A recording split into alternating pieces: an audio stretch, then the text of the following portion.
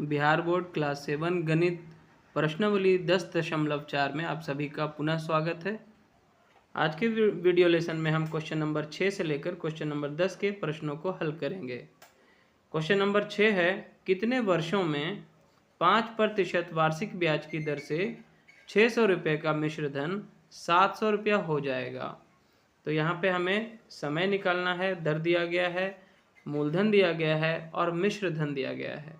तो मिश्र धन और जब मूलधन पता हो आपको तो आप ब्याज निकाल सकते हैं। मिश्र धन में से आप मूलधन को घटा देंगे तो आपका ब्याज निकल आएगा। तो हल करने के लिए सबसे पहले हम क्वेश्चन में जो जो इन्फॉर्मेशन दिया गया होता है उसे लिख लेते हैं। तो मूलधन हमारा इसमें 600 रुपया है, मिश्र धन 700 रुपया है। तो ब्याज यहाँ से हम निकाल सकते हैं। ब्याज बराबर होगा मिश्र धन माइनस मूलधन। तो इस प्रकार यहाँ पे आप क्या करेंगे, 700 में से 600 को घटा लेंगे तो यहाँ पे 100 रुपया आपका ब्याज निकल आएगा। दर दिया हुआ है 5% वार्षिक ब्याज है और आपको जो है समय निकालना है। क्वेश्चन था कि कितने वर्षों में, तो यहाँ पे समय हमें निकालना है। तो समय बराबर क्या हो जाएगा, ब्याज गुने 100 बटा दर गुने मूलधन। तो अभी अभी ब्याज हमने निकाला था 100 रुपया है, ब्याज जो है आपका 100 रुपया निकल के आया था यहाँ पे देखिए। तो यहाँ पे हो जाएगा 100 गुने 100 और दर जो है हमारा वो है 5 और मूलधन था हमारा 600 रुपया। ठीक है, अब इसे 2 0 2 0 ऊपर नीचे यहाँ से काट दीजिए। 5 से इसको काट देते हैं, 5 कहीं 5, 5 दूना 10 और ये 1 0 और लेके आएगा, यानी कि 20 25 100 कट गया। अब यहाँ पे बचा है आपका 20 और 6, तो 2 तिया 6 काट दीजिए और 2 दहिए 20 काट दीजिए, बराबर आ जाएगा 10/3। 3 से 10 में आप भाग दे देंगे, 3 तिया 9 लगेगा, 1 बच जाएगा, आ जाएगा बराबर 3.1/3 वर्ष। 3.1/3 वर्ष। तो ये हो जाएगा हमारा समय जो हमें निकालना था। ठीक है, बहुत आसानी से हमने हल कर लिया। आगे बढ़ते हैं क्वेश्चन नंबर 7 में। क्वेश्चन नंबर 7 है, कितने समय में 6.1/2% वार्षिक ब्याज की दर से कोई धन दुगना हो जाएगा। यहाँ पे कोई अमाउंट दिया नहीं गया है, कोई प्रिंसिपल दिया नहीं गया है ना, कोई भी मूलधन नहीं बताया गया है, न मिश्र धन बताया गया है। केवल इतना बोला जा रहा है कि दर जो रहेगा वो 6.1/2% होगा। केवल इतना बताया जा रहा है कि दर जो है वो 6.1/2% रहेगा।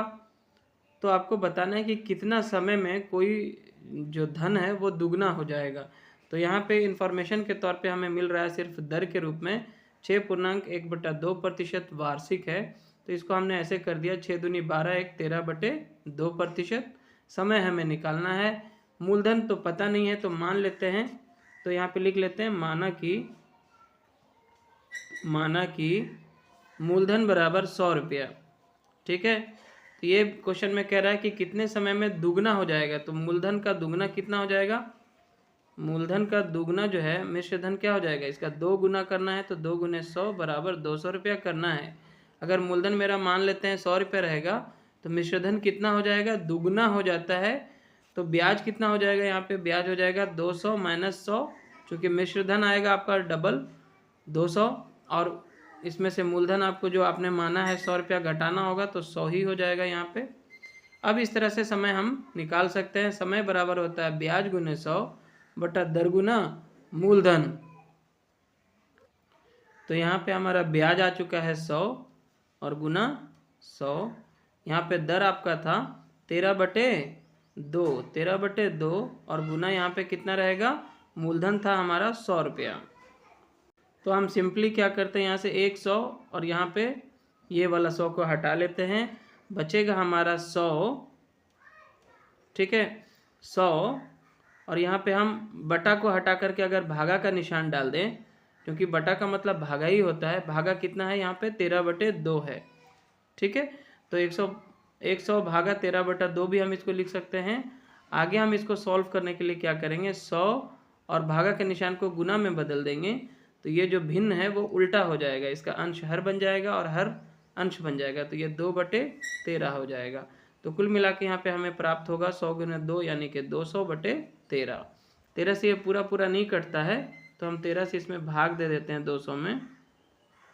13 इकाई 13, 7 यहाँ पे बच जाएगा, 0 उतारेंगे, 13 पचे 65, ठीक है, 5 यहाँ शेष बच जाएगा। तो हमारा क्या आ जाएगा एक्चुअली में 15.3/13 वर्ष, ठीक है, ये हमारा आंसर हो जाएगा। आई होप कि आप इसे अच्छे से समझ गए होंगे। तो इस तरह से ये हमारा ये जो है पूर्णांक बन जाएगा 15 पूर्णांक, और ये जो शेष बचता है वो अंश के रूप में चला जाता है। 15.5/13 वर्ष इसका आंसर आएगा। ये 5 है, साफ से आप समझ लीजिए। क्वेश्चन नंबर 8 है 12% वार्षिक ब्याज की दर से कौन सा धन 5 वर्षों में 400 रुपया हो जाएगा। तो यहाँ पे हमें दिया गया है दर के रूप में 12%, समय है हमारा 5 वर्ष, और मिश्र धन के रूप में हमें दिया गया है 400 रुपया। हमें निकालना है मूलधन, कौन सा धन जो है वो 5 वर्ष में 12% ब्याज की दर से 400 रुपया हो जाएगा क्वेश्चन है। तो हम मान लेते हैं यहाँ पे, माना कि मूलधन बराबर 100 रुपया यहाँ पे मान लेते हैं, ठीक है। तो यहाँ पे हमारा ब्याज क्या हो जाएगा, ब्याज बराबर होता है मिश्र धन माइनस मूलधन, मिश्र धन माइनस मूलधन। तो हमारा मिश्र धन तो यहाँ पे दिया गया है 400 रुपया, और मूलधन हमने माना है 100 रुपया। तो ये हमारा जो है ब्याज होगा 400 माइनस 100 रुपया। अब हम सूत्र से चलेंगे, मूलधन हमको चूंकि निकालना है, तो मूलधन बराबर होता क्या है, सूत्र क्या है मूलधन बराबर, तो मूलधन बराबर होता है, मूलधन बराबर होता है ब्याज या साधारण ब्याज आप कह लें गुना 100 और बटा में दर गुना समय होता है, दर गुना समय।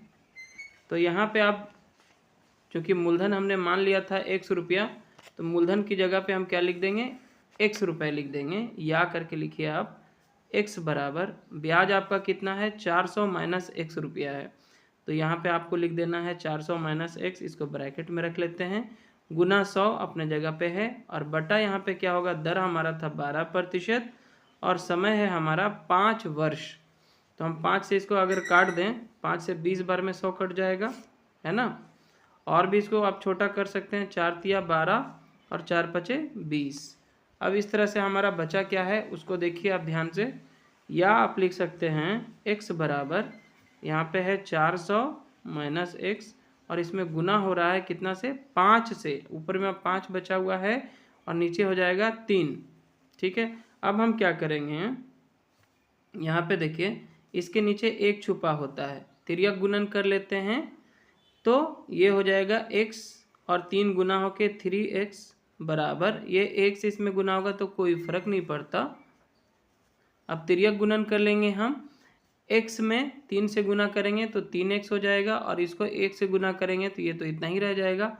लेकिन यहाँ पे आप देखिए 5 गुना हो रहा है 400 माइनस एक्स में, तो 5 पहले गुना होगा 400 में, तो 5 में, तो 5 से जब 400 में आप गुना करोगे तो 2000 हो जाएगा, और ये प्लस माइनस माइनस हो जाएगा, 5 में x से गुना करेंगे आप तो 5x माइनस में आ जाएगा। आगे इसको सॉल्व कर लेते हैं, 3x, ये 5x को इधर ले आते हैं तो प्लस 5x हो जाएगा बराबर 2000, ठीक है। आगे क्या हो जाएगा, 3x और 5x मिलके हो जाता है 8x बराबर 2000। इस तरह से आप x का मान निकालेंगे तो मूलधन का मान निकल आएगा, इसलिए x बराबर हो जाएगा 2000/8, ठीक है।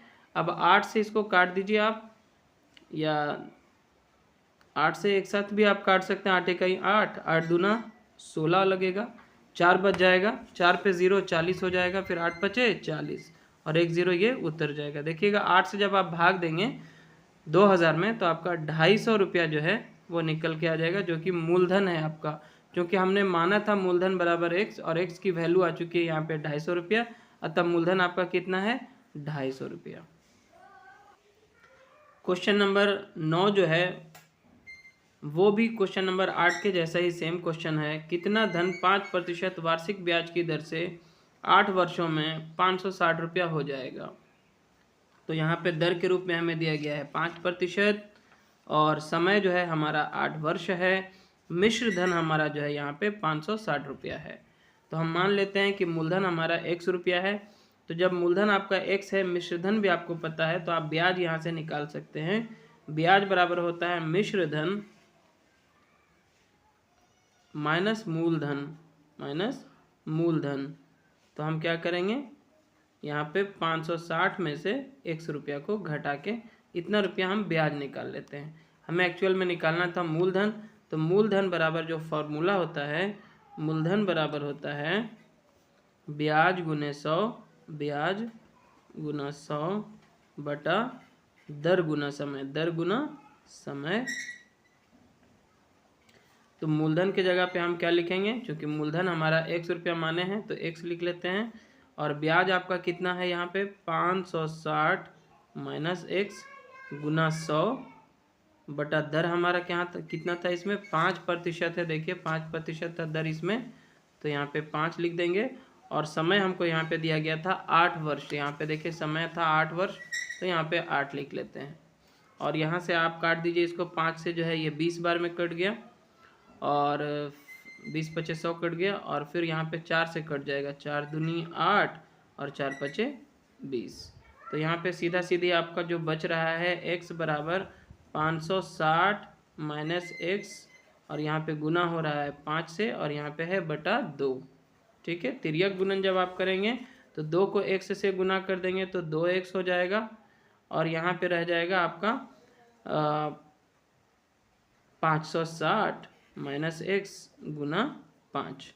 ठीक है, अब आगे बढ़िए आप, या 2x बराबर क्या होगा, आप 5 से इसमें गुना कर लेते हैं। पहले 5 से 560 में करेंगे, 5 0 0, 5 के 30 के 0 बाकी 3, 5 पचे 25, 3 28, 2800 आ जाएगा, और माइनस 5x हो जाएगा। अब यहाँ पे हम क्या करेंगे, x को एक साथ कर लेते हैं 2x, और ये माइनस 5x को इधर ले आएंगे तो प्लस 5x हो जाएगा बराबर 2800। ठीक है, ये 2800 है, इसलिए एक यहाँ पे आगे लिख सकते हैं 5 2 7x बराबर 2800, और इस तरह से आप x का वैल्यू यहाँ पे निकाल सकते हैं। तो x बराबर हो जाएगा 2800 बटे 7, और ये कितना बार में कट जाएगा, 7 से, 7 चौके 28, और इस पे 2 0, 400 रुपया यहाँ पे आपका ब्याज। तो इस तरह से 400 रुपया यहाँ पे हमारा मूलधन निकल के आएगा। क्वेश्चन नंबर 10 है, कितने धन का 6% वार्षिक ब्याज की दर से 2.5 वर्ष में वही ब्याज होगा जो 400 रुपया का 5% वार्षिक ब्याज की दर से 3 वर्ष में होगा। तो यहाँ पे दो तरह से क्वेश्चन है। प्रश्न में दिए गए इन्फॉर्मेशन को हमने दो हिस्से में बांट लिया है। पहला में था, देखिए कितने धन का, यहाँ पे हमें मूलधन निकालना है, और 6% वार्षिक ब्याज की दर से, तो दर यहाँ पे 6%, 2.5 वर्ष में, यानी कि समय हमारा 2.5।